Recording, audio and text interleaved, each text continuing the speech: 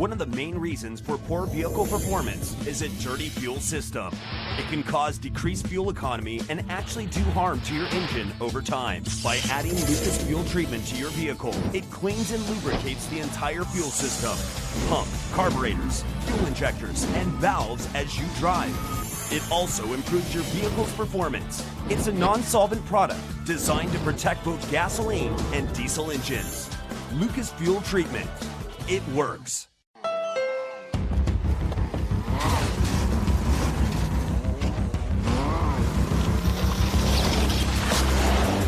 There's a challenging spirit within Honda. It gives us the courage to go faster and the thinking to make it real.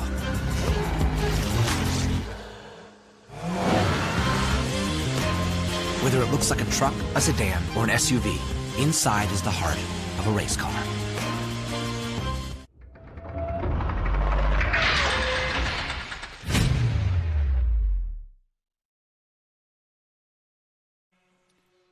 Morning, everyone. Welcome to Mid-Ohio, a very famous circuit in the United States as we get ready for the first of 3 races from Formula 4, the United States Championship, live from Mid-Ohio. It's been a strange weekend because, as you can see, it's still a little bit misty and murky out there, but we've had a lot of rain in the last 24 hours, so much so that, in fact, we had to cancel qualifying for both F4 and FR, which gives you an idea of just how tough conditions were. I'm sat alongside Max Hewitt, who is racing in FR. He's coming up in the next race very soon, in a few hours' time. And Max from Houston, Texas, racing in the Formula Regional Series. You said to me you were kind of relieved because the conditions weren't easy yesterday, were they? Oh, no, it was basically like you were driving on ice.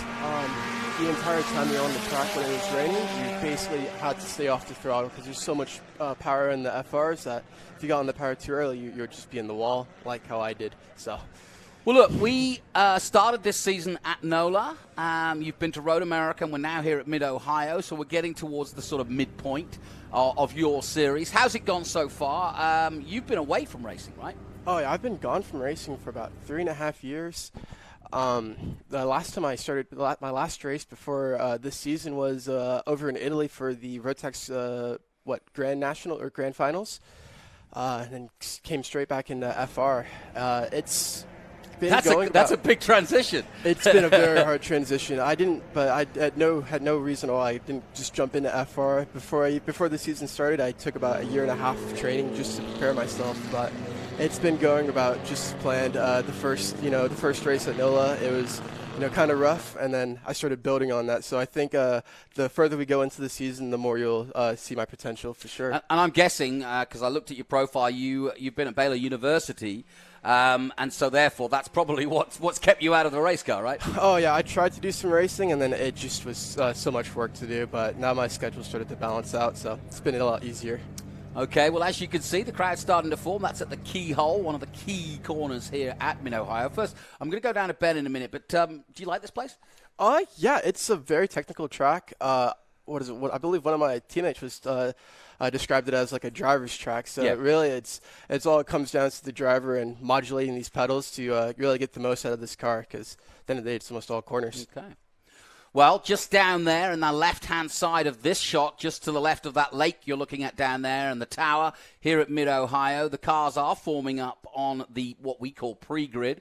This is F4, a huge field, and this, so you understand, is the first step. We've just been talking about the fact that Max, alongside me, has gone and kind of missed this because he's been at university, but this is the first step for most people out of karts, and it gives them a chance of single-seater slicks and wings for the first time outside of cars, which of course don't have that. So let's head down to the man and of the moment, as always, Ben Sissel, who's down there on the pre-grid, and will give us an idea of who we're going to be looking at in the next few moments. Down to you, Ben.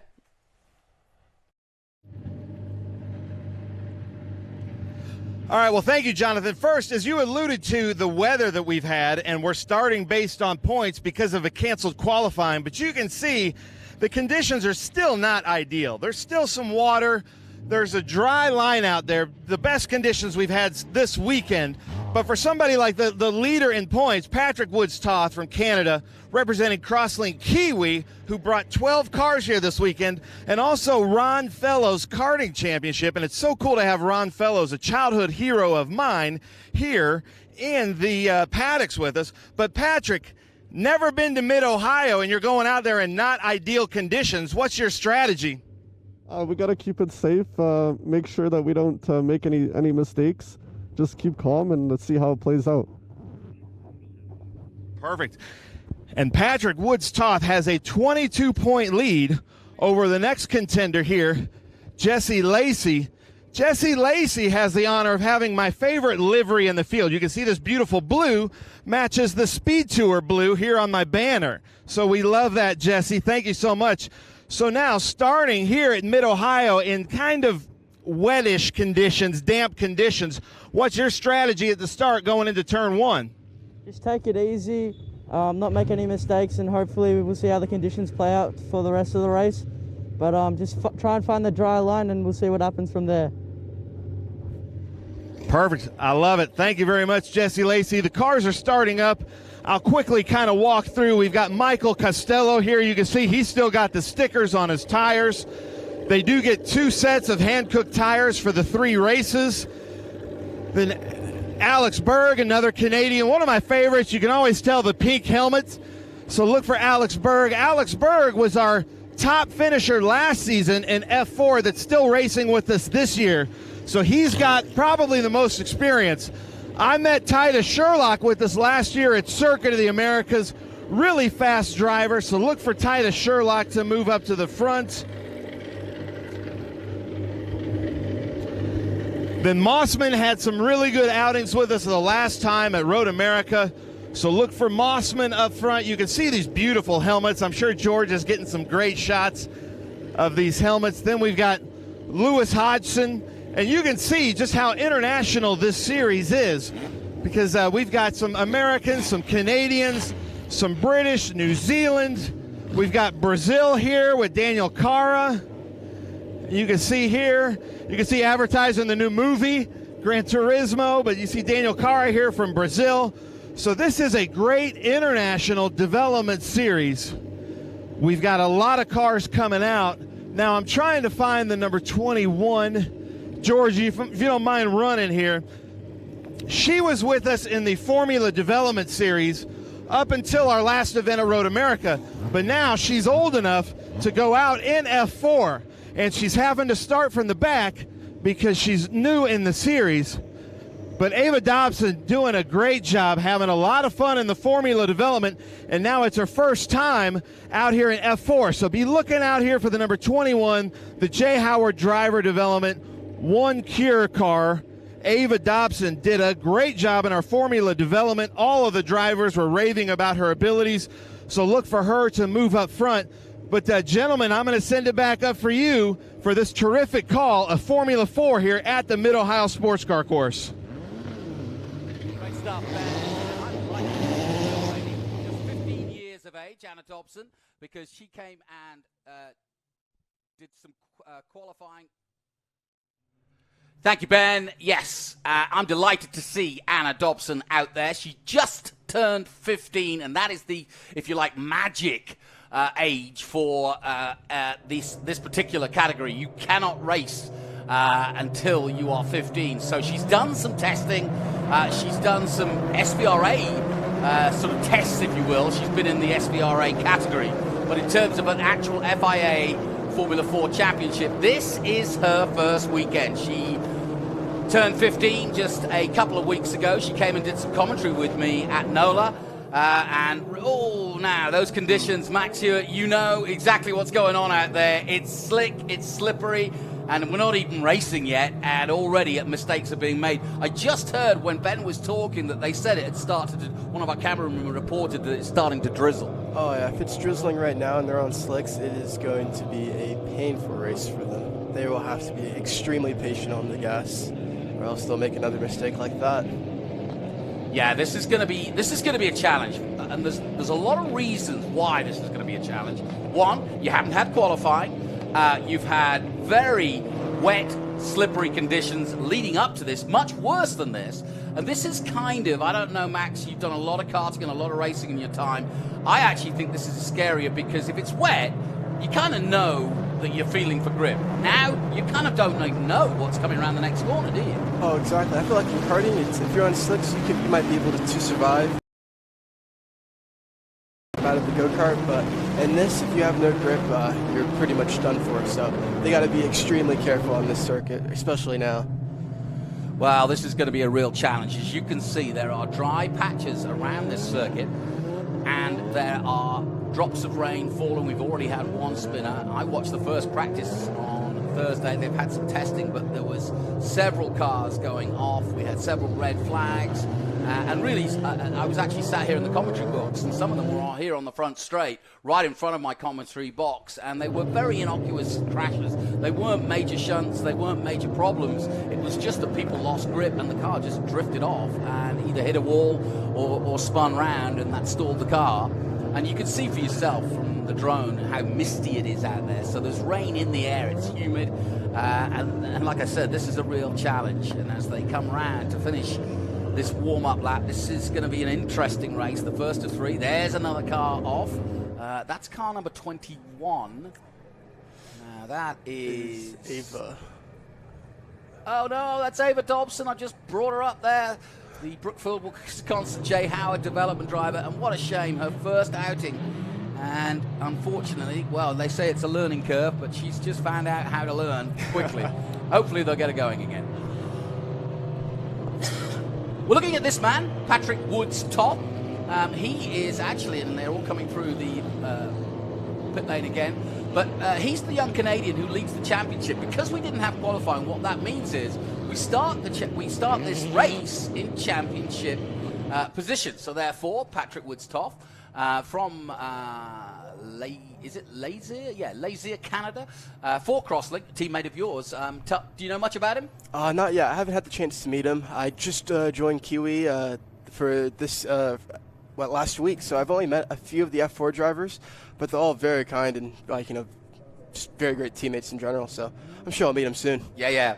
Well, and I'm not actually surprised that you should tell the audience it's a massive team. It's not surprised you haven't met all the drivers. They've got something like 12 drivers here this weekend, 7 of which are in this F4 race. So Gary Orton and Tina Larson, the most successful team in America, and pretty much, the same in New Zealand too, because that's where they hail from. Kiwi Motorsport is the name of the team, or Crosslink as well. Crosslink Kiwi Motorsport has been around in America since the inception of this series here in the States. And as we wait, Max, just talk a little bit about it. You're a karter, and I'm sure there's a lot of youngsters out there wondering, could I do this? Is this something for me? This is, if effectively, the next step from karting, right? Oh, yeah. I think you definitely can go into F4. It just, you really have to start to understand that this is something that you want to do as as a young driver, as a young person, and you really have to go for it. That doesn't mean you can just hop in a car and expect to start winning. It starts now. It starts a year before the season even starts. Take even me, for example, I knew I wanted to get back into car racing probably about 2 years ago, maybe 3 years ago, once I had to leave.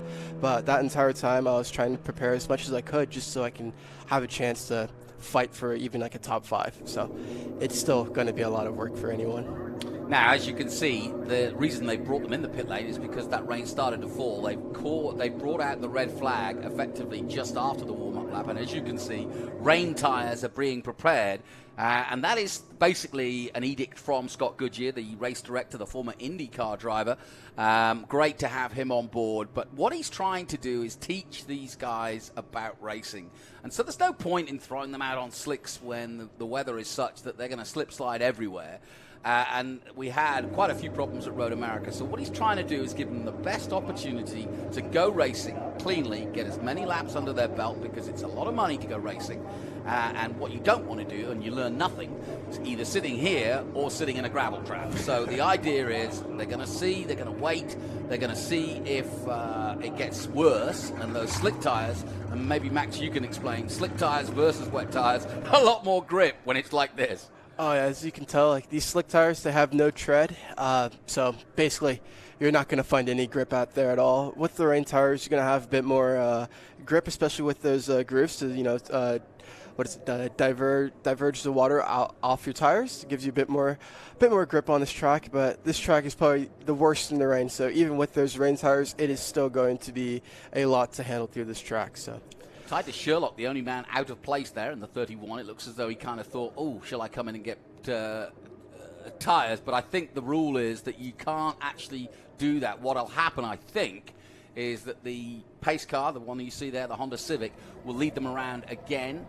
And then they will, if we decide to go on wets, get a chance to come in and do that pit stop. But, yeah, not the start they wanted, but this is what we're looking at in terms of being cautious. That's what it's all about. There's Everett Stack, an American. Good quality field, and it is an American championship. Max, you're from Houston, Texas, and there's a lot of talented Americans, especially here for Jensen Motorsport. But we've also got Canadians and Aussies and all the rest of it. And I think that's important because while it is the American Championship, what you want to do is pit yourself against the best in the world, right?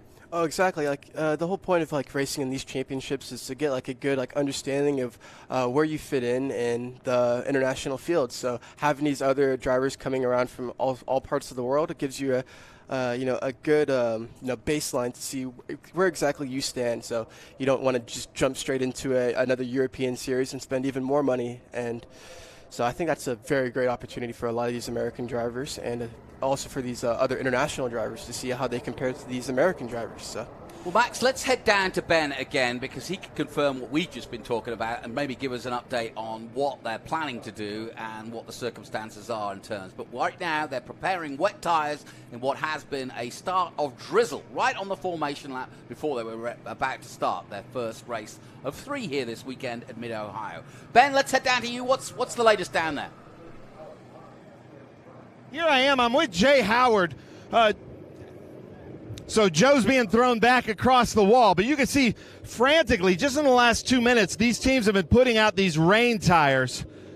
And you can see the fronts are lined up here, the rears are lined up here. These crews are not super trained on how to change these really fast. I'm not sure what's happening up there, but one thing, Max, that I got to point out that you alluded to, Mid-Ohio, of all the tracks we race at, not just with this championship, but in Trans Am and SVRA, is the slickest track in the rain. The line is so polished that most of the drivers do like an anti-line, and it looks kind of counterintuitive, but that's how slick it is here at Mid-Ohio. So these rain tires, right now with the conditions, I would say is probably a good call because it doesn't look like this rain is going to subside anytime soon. So you can see these beautiful Ligier wheels with these hand-cooked rain tires making for some exciting times down here. But I'm going to talk to Joe here with Jay Howard.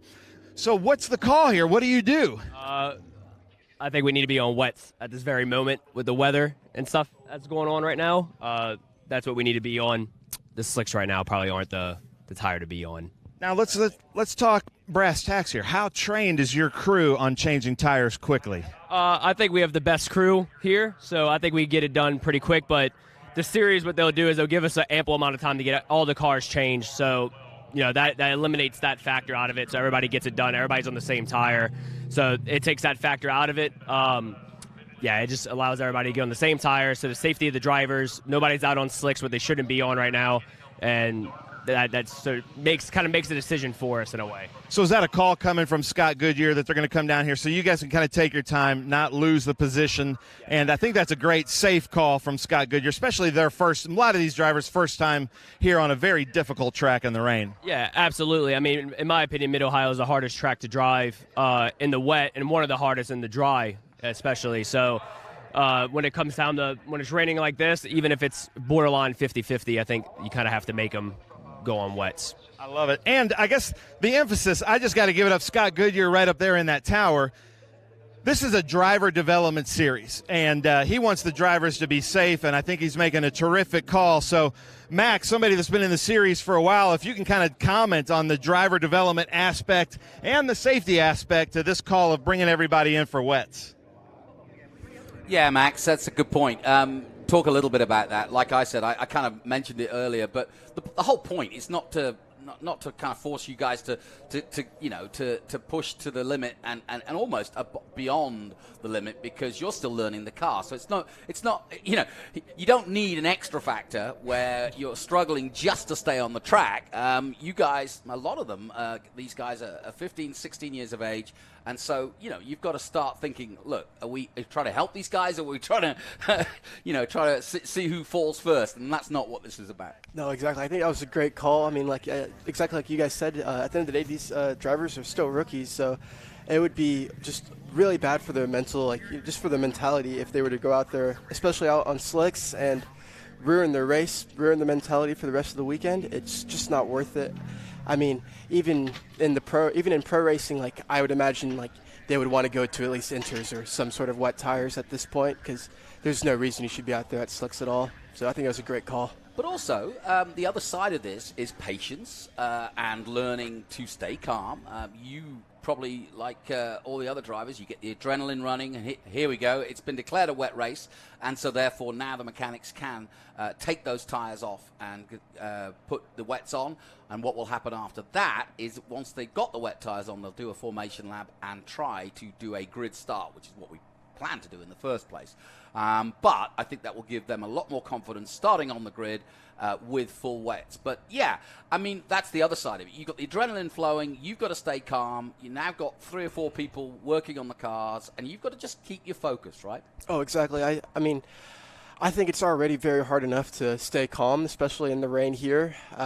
Yesterday I was doing some practice in the rain, and it was already super hard to stay calm and patient throughout this track. The key to this track is being patient. The moment you get on the throttle and you're not fully pointed straight, you're going straight to wherever your car's pointed, and it is not fun. Well, let's head back down to Ben Sissel down in the pit lane as we start to change to those wet weather tires.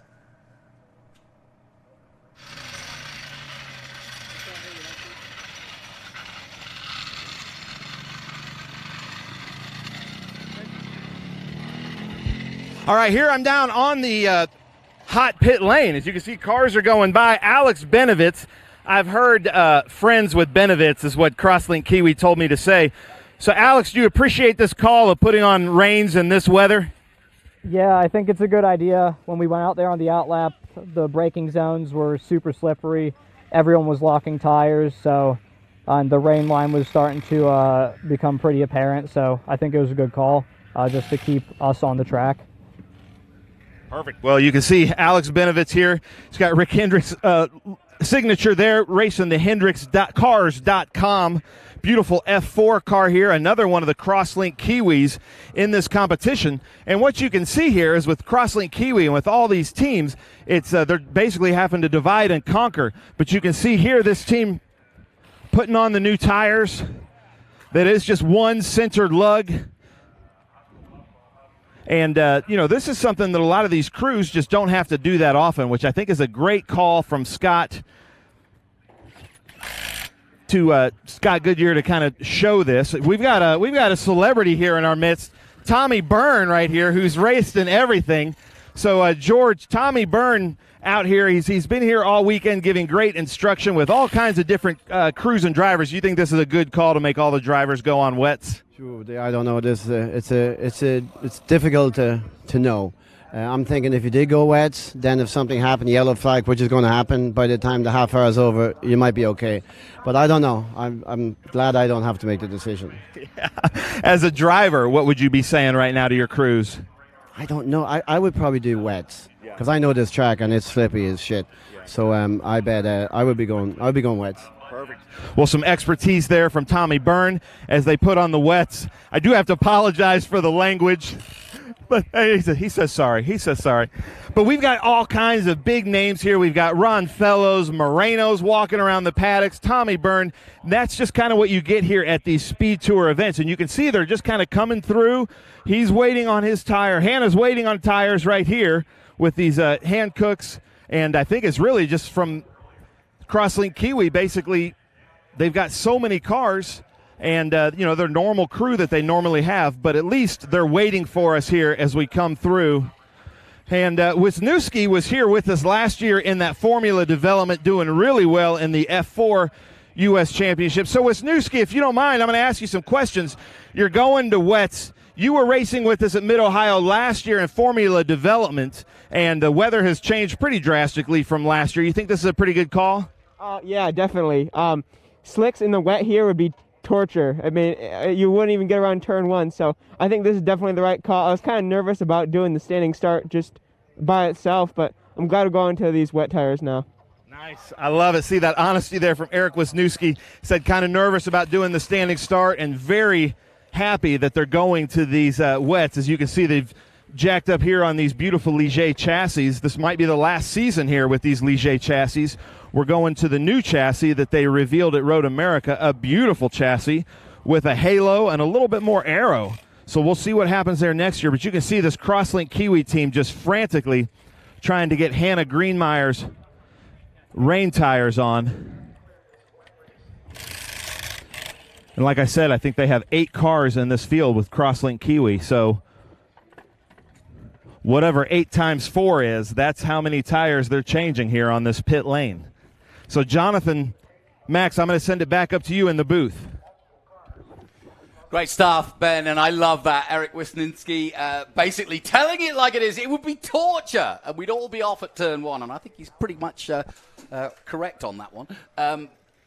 Very, very good. And I'm glad he's out there, too, because he's another guy who's been in the move and is just starting out in his career for this Formula Racing, and looking forward to see what he can do. Yeah, a good point made by Ben there, which is they're trying to change all the tyres, but of course it's not like they've got 6 mechanics on 8 cars. That would be a team bigger than McLaren in Formula One.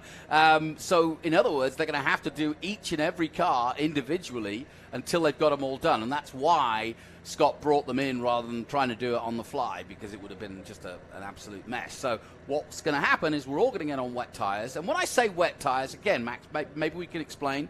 My mum tunes in, and she needs to know exactly what the difference is. So let's talk about that. Slick tyres warm up on dry surfaces. That's what gives them what we call mechanical grip. Wet tyres are like road tyres, basically, on your road car. So they act exactly the same, which means they work in wet or dry. They work better in wet. But you tell me, you've driven them. What's it like, the difference between the two? So, you know, the slicks, they're really designed for the dry. They maximize the amount of grip that you can get from in the dry, because there's a more surface area that you can hit. So it's more tire that you can get, more grip for the track. But when you go into these wet tires, they look more like radial tires now, like the tires you drive like when you're on the streets. Except these tires, like especially when you're driving at these speeds, with this intensity, they can overheat pretty quick, which is also extremely important to make sure that you're trying to keep these tires as cool as possible. And with like no water out there, it might be difficult, it might not. This is my first time here at Mid-Ohio, but it could be that they have a problem like keeping their tires at temperature, or they might stay cool the entire time. It's just going to be a bit of a battle for these drivers, like within themselves, really.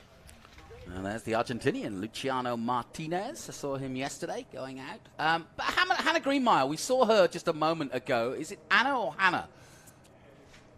I'm just trying to look down the list. But you know that young lady, right? You used to kart against her, right? Oh, yeah, Hannah Greenmeyer. Yeah. She did, I believe she raced in karting with RPG, so I do remember her a lot. I think we did a few races together, but like, after that I moved into the gearbox racing while she stayed in the tags and IME classes.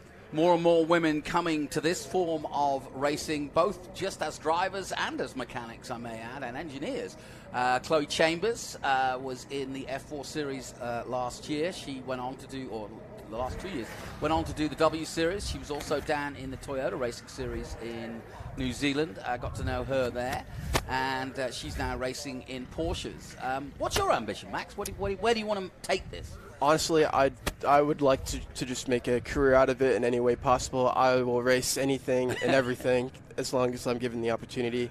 Right now, we're looking at a few different options for next year. We're just trying to take it one step at a time. Ideally, I would love to end up somewhere in the World Endurance Championship. It would be a dream to race for Ferrari one day, but you know, we just got to keep looking at go one season at a time. So really, as long as I'm still in a car, I'm happy.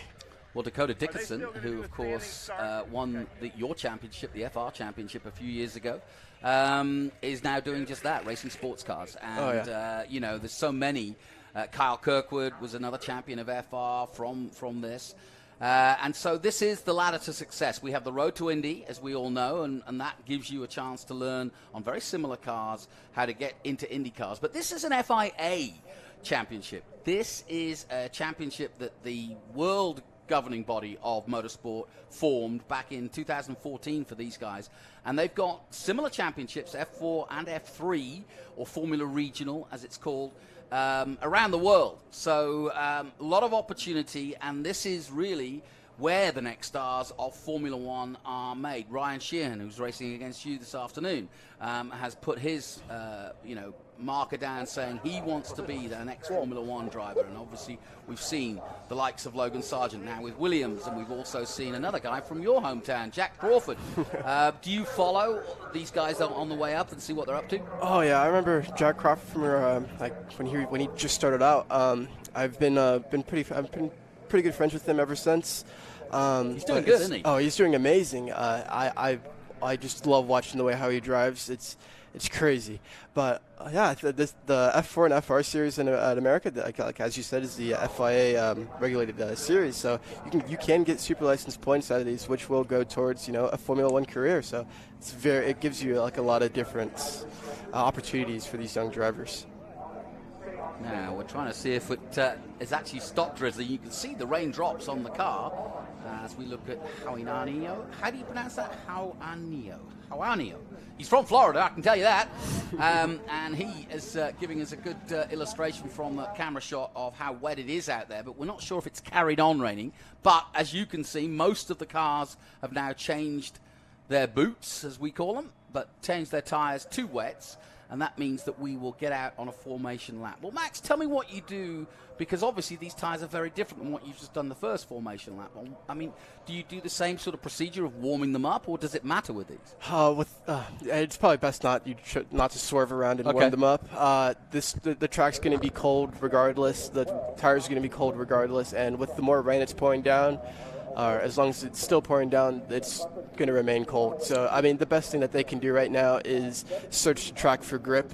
So instead of swerving around, what I would probably do is try to find the ideal line that I would take and see how much grip is actually there. Yeah. And just to get a good idea of where everything is, so that when we come to racing, I know exactly where I want to be.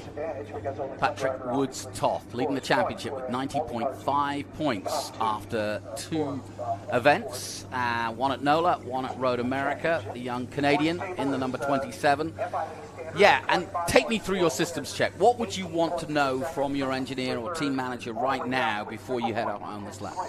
I probably want to know the forecast at least, knowing how much rain is going to be pouring down. So, I mean, if they say that it's going to be starting to clear up midway through the race, that gives me an idea that maybe the track could start drying up.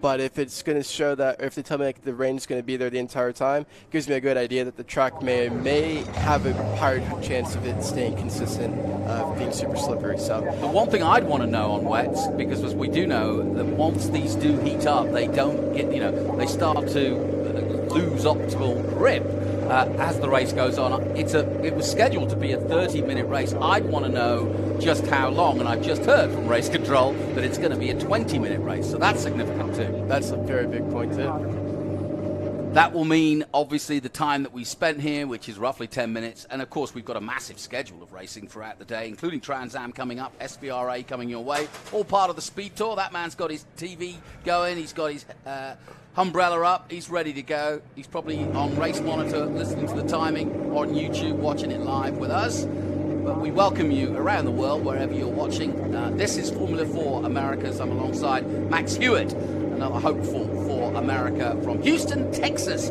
He's an Astros fan, but we won't hold that against him. Do you follow it? I mean, yeah, you follow the Astros, but do you own the sports? Or? Oh, I've grown up watching the Astros since I was 4 or 5 years old. I went to a lot of games as a kid with my dad and my parents, but. Yeah, I still root for the Astros to this day. There's no shame in it. No, absolutely. I've been to an Astros game too. Oh, yeah. Yeah, good fun. The Great city crazy. for sports, Houston, Texas. Big city. Alex Berg, another Canadian. So we've always had a good. Matt Clark recently came to this series. We've always had a good crop of young Canadians. They don't have as wide a offering of motor racing, certainly in single-seaters. Scott Goodyear, who we've been talking about, the race director, he's another Canadian. And so there's a good affinity between young Canadians getting in touch with Scott, asking about the series, knowing that he puts on a very professional setup. And, you know, he's there in the race meetings to help guide them, to help nurture them, to help give them a hard time when they get it wrong. And also to be in a situation like this, giving them the best opportunity to go racing. And that's what we're hopeful for. You can see our cameraman, George, down there, getting all the shots for you. Well done, George. And in a moment, that Honda Civic will take off and will proceed in line astern with all the wet tyres on. But that was an interesting point. So the weaving that we see often in Formula One, Indy cars and all the rest of it, that won't happen with these wet tyres because you actually want to kind of maintain the temperature. You don't actually want to heat them up, do you? Oh, right. The more heat they get in those tires, the more they're going to fall off, especially if the track does start to dry up. It'll be very important to keep them at those low temperatures because once they fall off, it's basically like driving in like even worse rain conditions. So very important. And you may see, and I've seen this certainly in Formula One and Indy, you may see them actually using the wet patches that are still left on the track just to keep the tyres cool. It's a tactic, if you will. Not everybody uses it, but the smart ones do. It's just to go through a puddle if you feel confident in a straight line, just to try to put some cold, wet water on those tyres to keep them cool. So we might see a little bit of tactics. We'll take a look, and as we see from the drone, Max, anything, I want to get into your driver's eye here. This is what the fans love. Just go back to what you were saying earlier. This is a very, very important lap. Repeat what you said earlier about what you're looking for now. Okay, so on this outlap, you basically only get one lap right now before the racing starts. So while these drivers might be weaving, I'm sure they're taking very strong mental notes of where exactly that grip is, because once they go racing, and they have to just commit to whatever line they choose. So right now, I would be looking at my ideal line that I think would have the most grip, and really judging to see how much grip is actually there, to give me a good idea of how the track is, what the track conditions are, and if my line's the fastest line for the race. So it's all very important things to have to keep in mind for this outlap. As you can see, they're going down out of the keyhole now, down the back straight, the long back straight, down towards turn 3 and 4. Actually, 3 is really just a kink in the middle of the straight, down towards the Bennett Bridge Hall turn 4. And that's a key corner for two reasons. One, heavy braking, here it is, coming into here. There you see the marker boards from 400 all the way down to 100. And here is that right-hander. That's a key place to overtake. Oh, yeah. I think that'll be a very key place to overtake in the rain, too, because you're going to be taking a pretty wide line for that first corner. So if you're able to muscle that car into the inside of another driver, that's a very good passing point right there. Yeah, and following from this turn 4, they turn left through turn 5, through the Optima Batteries turn 5, and then what we call the famous S's here at Mid-Ohio. Pretty tricky, but as you can see, and a lot of undulation as well, Max. Tricky part of the circuit, yeah? Oh, yeah. So this is really where where the driver's track really comes into mind here. Yeah. It's all about pedal modulation here, especially through those S's coming off that crest and out of turn 7. It's completely blind, so you really have to stay committed and keep that car underneath you, because it's so easy to lose a car coming out. I think what strikes me is if you're not Patrick Woods-Toth or Alex Berg or Jesse Lacey right at the front there, I would have thought, let's say that bright green car right in the midfield there, so hard. You've got cars all behind you, all trying to get past. You've got cars in front of you, and you don't know which way they're going to go. 3 cars are starting from the pit lane. There's a lot going on. Your series is just over 10 cars, so it's a lot easier to kind of get your head around it. This is tough. Oh, yeah. I think, especially for that lime green car that you pointed out, I think the best thing that he can do is just stay as calm as possible and trust his instincts, really. The moment he starts to freak out, that's when things can really go wrong. So, out of the three-dimensional services group, Carousel, they come, and 2x2 for a rolling start it's going to be. And Patrick Woods-Toth will lead them to green, and away we go. Into the first corner, the 27 from Canada. It's got side by side now with two other cars as they head towards the keyhole. There is the number 2 we were talking about, that very nicely painted bright car going through. That's Jet Bowling from Texas, another Texan, and Max Hewitt alongside me. But Patrick Woods-Toth has been beaten up as they go into the keyhole. He's dropped right back to, third or fourth now, as everybody kind of tiptoes, if you can in a car, to the front of this pack. But one of the Jay Howard cars has jumped straight out in front, and that could be Michael Costello in the 19. And as you can see, Patrick Woods-Toth under big pressure now in second place. He managed to get back to. So he didn't lose too much, but he's now struggling to try and keep up with the leader. But you can see the conditions just aren't easy, are they, Max? Oh, no. It honestly looks a bit better than yesterday, because yes, it looks like they're taking a bit more of a narrower line than yesterday's practice, but it's still going to be a big challenge for these drivers. A lot of different lines, as you say. You're almost trying to stay offline because you're just trying to find the grip, really.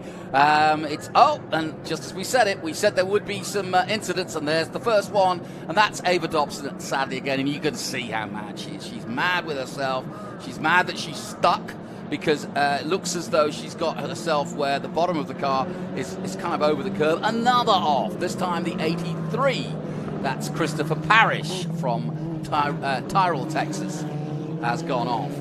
Through goes the 08, making up a position by the looks of it.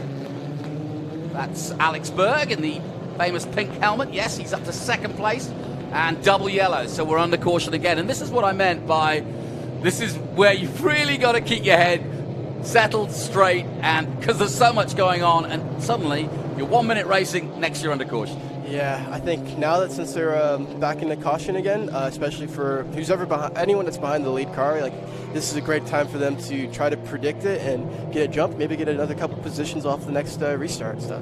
Yeah, it was Costello who got out in front. Berg went into second place. Poleman Woods-Toth, remember they started in championship order, so we're expecting the top 3 to kind of remain the top 3 because they've been the most successful so far. Mosman up there in fourth. Jesse Lacey, the Australian, we heard from him.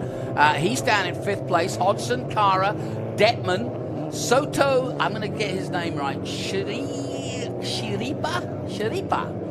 Soto Shiripa in ninth position. Juanio in 10th. Then Durst. De Fabis in 12th place. Martin is the Argentinian. Zelenka, 14th. Benavides, we heard from him. 15th. Then Lim. Lawley coming in. First weekend for Lawley in 17th place. Scott, Stack, and Cantu, another youngster. So a lot of these guys coming to this for the first time. And this is a really tough baptism of fire to come to one of the hardest tracks in America and also put these wet and changing, varied conditions. You know, we were saying before we went on air, Max, I hear from most racing drivers, and I'm sure I would fit that category, that I would prefer if it was one or the other, not like this, where you just don't know what's coming around the next corner. Yeah, I think right now it's the track is changing rapidly every lap. The more times you go around, the more heat that gets built into the. Oh man, that looks like a. That's Eric Wisniewski that we spoke to, that Ben spoke to a moment ago, and you can see he's got a bent suspension on the front right there, so game over for him, sadly. Something that will be repaired. He'll get out for race 2 and race 3 later in the weekend, but sadly, Eric in the number 7, Wisniewski of Mason, Michigan, is out of the race. Ava Dobson causing the caution, and I got a feel for her. She's just 15 years of age. I've been in touch with her parents. They're delighted that she's doing what she's doing. She's learning fast, but this is not the way she wanted to start her F4 career, for sure. But hey, you've got to start somewhere, and mistakes and bouncing back from those mistakes is what it's all about, right? Oh yeah, I mean, any driver can make a mistake. It's just about keeping your head up and moving towards the next race. I mean, every race is a new race, so she's got a lot of time. I'm going to say, I was at Miami just a few weeks ago, and Charles Leclerc made a mistake in qualifying, and so even the greatest can make mistakes. You're a Ferrari fan, right? Oh yeah, I mean, watching especially Ferrari this season, it gives me a little bit of hope every time I make a mistake. I mean, it lets me know that it's okay to make mistakes as long as you're willing to, to make up for them. So I tell you one thing that will be interesting to certainly karters out there. For some keen karters tuning in and thinking about doing this, what is that transformation to slicks and wings, downforce cars, grip level, downforce, all those things? How different is it to be competitive from karting? So I think so. If a good karter will understand the optimal line for every track. Like they can go to any track and see exactly like the fastest line. So from you learn that in your development stages in karting. But when you get into these open wheels, you also have to start learning how to drive with wings. So you have the mechanical grip, and then you also have the aero grip. So the biggest learning curve for me, and especially in the FR, was learning to trust that aero. It took me a while to really understand that you can really push these cars beyond like their mechanical grip limits, and that's really the biggest stump. So I mean, it takes a lot of practice and just a lot of time to really understand these cars, but I mean, as long as they practice, I think anyone can really do it. Yeah. Well, as you can see, we're under caution here. We're looking at a 20-minute race, which will be now less than that, given that we're under safety. So we're still racing, mind you. We'll take a short break from Mid-Ohio. We'll be back with more from the Speed Tour. Myself and Max Hewitt after this. The Trans Am Series presented by Pirelli returns to Road America for the Road America Speed Tour July 7th through the 9th, featuring the Trans Am Series presented by Pirelli, International GT, PSSA, Formula Race Promotions, and Saturday, take part in the Haggerty Cars and Caffeine Car Show with Parade Lab. You do not want to miss the Road America Speed Tour July 7th through the 9th. For tickets and information, simply go to roadamerica.com. Welcome back. You're watching the Speed Tour live here on our live stream. And we are under caution in the first F4 race of the weekend. And we've just been discussing, if you just joined us, we started off with a formation lap when it started to drizzle. So quite rightly, Scott Goodyear, the race director, brought them all in and said, okay, let's not risk anything. Let's put some wet weather tires on. So we changed all the cars to wet weather tires, and still some cars went off. But now, Max, we're just about to get on to restart. This is tricky now because they're drying. The rain's gone, and now they're on wet tires. Yeah, it's going to be even more difficult for the drivers. I mean, not as difficult as driving with the slicks in the rain, but now they have to really understand that these tires can fall off very quick. So anything at all to keep these tires cool is going to be key for the longevity of for them to stay up in the top of this field. So you've got to find any sort of patches of water or anything. I remember watching last year in the FR races where Hammond would literally go halfway into the grass to get his tires to cool down, which was kind of crazy to watch. Now, sadly, Hannah Greenmeyer, who we were talking about, is coming into the pits, but we are about to go racing, led by Michael Costello. And Costello will lead them to green, and we are racing again here with just 11 minutes to go. So we've just literally got over a 10-minute sprint here. Berg looking for position in the all-pink helmet there, and the blue and white car. There's the pole man, Woods Toff, and championship leader in third. So we've got a great battle as we head towards the keyhole. Once again, now the time clicking down. Keep an eye on that clock in the middle of your screen, or of the graphic on the left-hand side of the screen, as Berg makes his move up the inside. A good move towards the keyhole. If he gets good drive, he may get the lead here as they take the run down to 3 and 4, but a good restart, a clean restart. Costello for now, still holding on, but nicely done. That was a good move, but it looks like Costello really did hold on to that lead, so really good move on Costello to defend for that position. Woods Top has got Mosman, Lacey, and Hodson all over him as they all dive into turn 4. Look at this. Wow, great racing. Somehow Woods Top just survives in third, but look, 5 or 6 cars all gathering as they come through 5 to try and have a go at overtaking him. This is tough. You've really got to be on your mettle here because you've got to get the grip, but you've also got to avoid hitting anybody else. Oh, yeah, especially going 3 wide and through those corners. That is very talented, very skilled of these drivers to be able to manage that. Well, conditions are drying, and that means these wet weather tires are going to be pretty shoddy after 10 minutes. Luckily, it is only 10 minutes. Costello, though, now trying to increase that lead over Berg, but this battle that you'll watch... Oh, no! Oh, drama as one of the Howard cars goes off in that battle for 3rd and 4th. Let's hope it doesn't cause another caution, but we saw it from above very distinctly there. Just got a tap as they were fighting. Toth now back up to third position. He's held off the chasing pack. And now Hodgson up to third. It's Kara. Woods Toth drops to fifth. Lacey sixth. Soto Shiraripa is in seventh. Detman, Durst, and Martin is rounding out the top 10. There's the 30 of Hodgson. The Aussie Brit, if you will. He's got both flags on his car, but he lives in Australia, or is from Australia, but I think also realizes his British heritage, so likes to keep the flag on the car. There's Woods Toth again. And you can see them fighting the wheel, Max. It obviously, but still very slippy out there. Oh, yeah. I mean, even in the dry, too, like, they're going to be pushing it to the limits. It's going to be slippery. Look at this, side by side. And Woods Toth has got the better line here, but he could get a slingshot around the outside. Just look at the different lines they're all taking. And using the camber very well there. So, oh, no, another turn round there. And off goes the number 24 of Soto Shiripa, and sadly he is out of this race, and a little bit of damage to the car. Not too bad, they'll be able to fix it, but that puts him out, and it also puts him in a precarious position because he's on the outside at 5, and that could cause another caution, but I'm sure, well, there you go, as predicted. But another caution out there, and there was a couple of reasons for that caution, I think. Not just the incident we saw there, but Max, bit of drama here.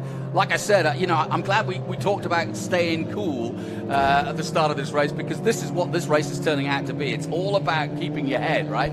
Oh, right. As you can see, like, a lot of these drivers are starting to crash out, and I mean, the more you can keep your head cooled down during these situations, the less likely it would be in these you'd be crashing like that. Now let's have a look at this, Max. What do you see? I mean, it looks like not much you could really do. It looks like he was really in the blind side of his mirrors. You don't really get much visibility out of there. No one really to blame for that. That was really what I would call a racing incident, right? By far, yeah. I think he was just there at the wrong place at the wrong time. Yeah. And that's the other thing. Forget the conditions, forget the track. We talked all about that. The other side of this is racecraft, and making decisions that are the right decisions at the right time. And one thing that Scott Goodyear and his team look very carefully at is making sure that these guys learn how to race fair. Because if you don't learn it now and you become an IndyCar driver, you're at the 500 and you go for a spot that isn't there, you make a Sato move, and I don't mean that rudely to him because he's a good mate of mine. But he's always been an aggressive driver, and it sometimes pays off for him, sometimes doesn't. But this is where you learn those skills. Oh, exactly. I think one of the biggest things that I've learned this year, besides the aero, is the visibility in your mirrors. And when you want to make passes, you have to really understand that the drivers in front of you, they can't see you unless you're in their mirrors. So when you make passes, you have to be almost wheel to wheel with them, not to scare them really, but really just so that they can see you, so that none of these crashes really happen. And as these Formula 4 drivers are probably learning now the hard way, that they got to get a lot closer to each other if they want to make these big moves. What's happening now when you're under caution? Do you talk to your engineer, or do you get information, or what kind of happens while you're in the cockpit? I mean, for me, I usually just like to stay quiet. Sometimes they'll talk to me. Most of the times I don't really respond or anything. They might give me some insight as to how much longer we have in the race. Yeah. But right now, it's there's not really much they would probably tell me. The most thing that the team would want me to do is stay calm, so the less information they give me would probably be best, And do you care who's behind or in front of you? It doesn't matter, but sometimes you get to know your rivals, so you know what you're dealing with, or does that kind of just actually distract you? Yeah, for me, they're all the same race car drivers out there. I treat everyone the same. No one gets any biased favoritism out of me on the track, and I think that's how it is for a lot of these drivers. They may know the driver who's in front of them, but at the end of the day, they're going to race them all the same. The other thing that people need to be aware of is it doesn't matter whether it's Formula 1, IndyCar, or WEC, or any Formula 4, NASCAR even. When you're under safety like this, these cars don't really act the way they were designed. They're designed to be fast. That's when they're at the ultimate. When they're going fast, flat out, in top gear, is when they get the best grip, and when they get the best traction, and when they feel like a real race car that you're in control of. Right now, you feel like you're driving a bus. That's exactly right. When you're driving it right now at these slow speeds, it basically feels like you can give it maximum turn, but it'll still go straight. Now, obviously, that's not exactly true, Really, but that's what it feels like. It does feel like. Wow. It feels so light when you're not going as fast. But when you're going at top speed, like you can barely give it some wheel. Give it about like a little bit of wheel, and it'll make some drastic turns. But right now, there's just it probably feels like nothing. Yeah, it's interesting you say that, because I hadn't really given much thought to that, but this is quite a skill. It may not be as exciting some of the races that were at speed where you're going 130 miles an hour, but this is a skill in itself, is to understand what you just told us there, which is you're driving what is a lead brick in some ways. It's not it's like somebody put your car in fourth gear and you're trying to drive it at 30 miles an hour, and it just doesn't really want to go. Exactly. Yeah, these are race cars. They're built and bred to race. These cars, just like the drivers, they don't like being at slow speed. So I bet just the cars and the drivers are eager to get back onto power. So we are in our first race of the weekend for F4. They have 3 in all points scoring towards the American Championship. We're looking at Michael Costello leading this field under caution. This is one of several cautions already in this race. We're looking at the number 2 of Jet Bolton from Dallas, Texas, another Crosslink Kiwi Motorsport man, making his debut, I may add, this weekend in the number 2. But Michael Costello, who currently is 3rd in the championship with 54 points. Now, if he gets the victory from this, and of course the clock is ticking down, that would make a big difference to the start of his weekend and also his championship. He started the weekend on 54.5 points behind Jesse Lacey. And the reason I say 0.5 is because half points were given, I think, for in Road America. I think that's right. So that's why we've got the 0.5s. But his closest rival is Jesse Lacey from Melbourne, Australia, with 68.5, and then the leader, Patrick Woods-Toth, has 90.5, and he's currently in 5th at the moment. So it's going to jumble things up a little bit and also make the weekend really interesting. So restart about to come away as they get ready to come through the famous carousel for another attempt at finishing this race. Michael Costello has got Berg, the Canadian, right behind him, and Hodgson. Up go the revs. Now they go into full flight. And it's all defensive driving from Michael Costello. He turns to the inside, and round the outside goes Hodgson into 2nd place, passing Berg, who got kind of beaten up there a little bit, didn't get the best of starts, and now drops to 3rd place. Toth is still right there in 4th, but he's got enough on his plate, fighting hard with Kara in the number 10. But a good start from Hodgson, up to 2nd place. That was a great move by Hodgson. And only 1:55, so we're only going to get this and maybe one more lap in afterwards. We might see the white flag at the end of this lap. So this is really nip and tuck now. Costello doing a good job at the restart. Berg dropping back in 3rd, and now he's got a lot of cars all over him in that 3rd place battle. He dives on the inside at 4, but he's lost a spot to the championship leader, Woods-Toth, in the 27, I think it is. No, that's actually the number 10 of Kara. Very similar looking cars. But Hodgson clearly now in 2nd place and chasing Costello, who leads this race and is actually pulling away. That gap of 0.2 that you see on the graphic there, you can see it from the drone, is a lot more now. He's done a really good job as he comes through Thunder Valley. He is thundering away here in this less than 1 minute now to go, so they should get across the line here and get another lap in.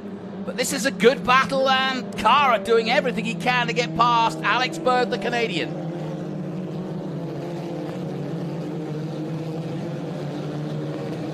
Good racing, Max. This is what we wanted. But Costello's really beaten the back of it in this lap, hasn't he? Oh, by far. It all comes down to these last 2 laps. I mean, you're going to start really seeing these drivers start to roll up their sleeves and really show them what they have. That is the white flag, so it's going to be one more lap. This is the last lap. So we are getting into a really interesting situation as Costello building that lead and everybody jostling for position. Woods-Toth, the one we're watching, because his 90.5 point lead is starting to look a little bit iffy as he loses places by the 2nd here. He's dropped right down to, what, 6th place now? He was 5th. But like on this straight, you can get such a great draft, so he can make up a lot of positions right here. And he is doing just that. Into turn 4 they come, and he's done a really good job of recovery there on the inside. Now he's got to battle with those on the inside, just touching the grass there for a moment. The number 16 of Lacey, Jesse Lacey, the young Melbourne Australian driver. It's very impressive from both of those drivers, giving each other just enough room to get through those 2 corners. I think Scott Goodyear, who's a good friend and does commentary with me from time to time, will be pleased with this outcome, given the circumstances and given the conditions. They've raced very well and very hard, but not made stupid mistakes. As Michael Costello on his way here for Jay Howard Driver Development. And you can see him coming through the carousel, starting to get some confidence. You can see he's throwing that car around a little bit more, and he's delighted because there's the checkered flag, and Costello wins the first of 3 races here at Mid-Ohio. And frankly, on the sort of weight of things, totally deserved. I mean, it's always a bit of a lottery when there's cars everywhere and the conditions are everywhere, but he dealt with it the best, didn't he? Oh, by far. With the conditions that he was given, he definitely handled it the best, keeping his head cool and really not letting the race behind him distract him from taking this win.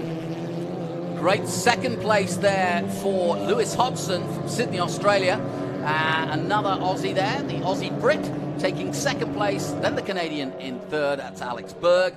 And actually, a pretty entertaining set of circumstances out there this morning. An interesting way to start the day. And I don't know if you have learnt much, but I've learnt a lot from Max Hewitt, who is going to be in action. What's the number of your car, Max? So this, I believe for the remaining of the season and this race as well, I'll be racing in a number 39 in the highlighter orange FR Crosslink Kiwi car. Good, so we will see you. We won't miss you if it's all orange. Oh, easily, yeah. You won't miss me at all.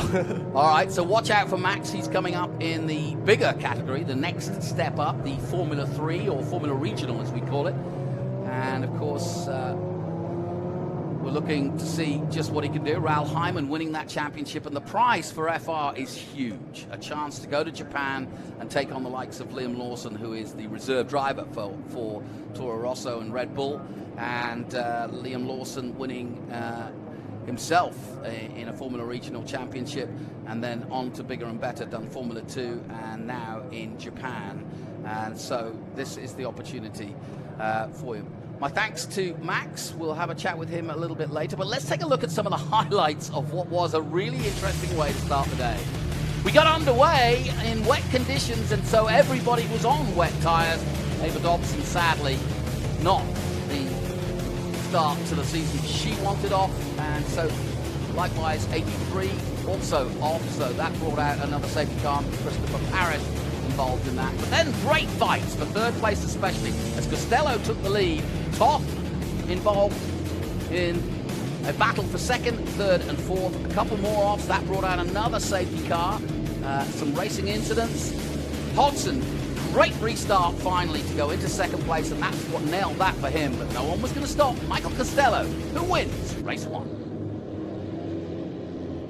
So great stuff, and really interesting. Learn a little bit about these drivers and learn a little about F4, but certainly a challenge today for them. Hopefully conditions will improve as the day goes on. And don't forget, we've got a host of Speed Tour, SVRA, and of course the big one, Trans Am, coming up at about 1 p.m. local. We'll take a short break. My thanks to Max Hewitt.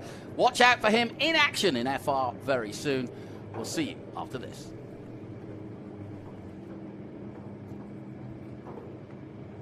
There is less than 1/100th of an inch of motor oil protecting your car's engine. Friction and heat causes engine oil to experience thermal breakdown, weakening its ability to protect the engine and its parts. Lucas Heavy Duty Oil Stabilizer is specially formulated to resist thermal breakdown, protect vital engine parts, and extend the life of your engine. It also stops smoking, knocking, and oil consumption in worn engines. Lucas Heavy Duty Oil Stabilizer. Keep that engine alive. Hungry for SVRA action? Well, the best way to enjoy classic auto racing is with a delicious classic from Mission Foods. Green flag your race-watching snacks with Mission's mouth-watering race day recipes. Try some of our tasty tacos, piled high nachos, fresh chips with guac, and more. So gear up your ride and fuel up those stomachs with delicious Mission Foods. Now that's too fast, too tasty.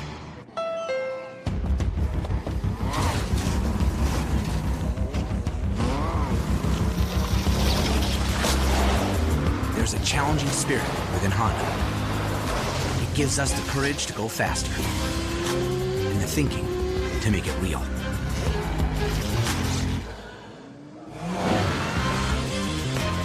Whether it looks like a truck, a sedan, or an SUV, inside is the heart of a race car. Okay, so pretend this is your car, and say you have an accident. Ouch! At least your insurance will pay for another one. Right? Well, maybe not so much. If you have a standard policy, they get to decide what your car was worth, which could mean trouble. I mean, who wants 3/4 of a car? At Hagerty, we agree on a value up front and then pay that amount, guaranteed. That's because we want you to end up with a whole car. Hagerty, let's drive together.